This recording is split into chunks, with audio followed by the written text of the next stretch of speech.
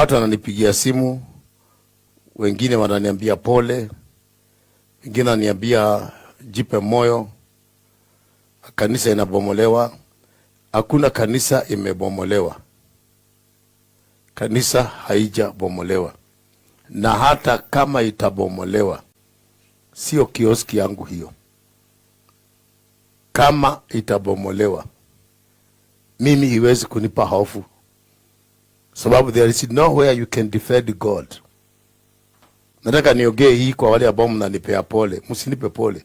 Mimi si mgonjwa. Hiyo sio kioski yangu. Imeandikwa neno Evangelism Center. Na nilinunua kutoka kwa Central Bank. Central Bank ni government. Railway ni government.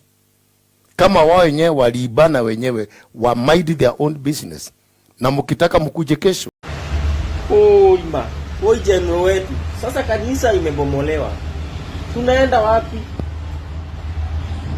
Kanisa yetu ya baba wetu Pastor Ng'ang'a ndo hiyo inabomolewa, watu wa Mungu.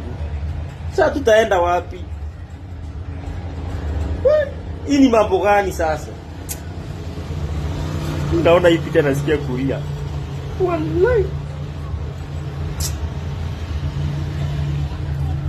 Ni vibaya. Ni vibaya.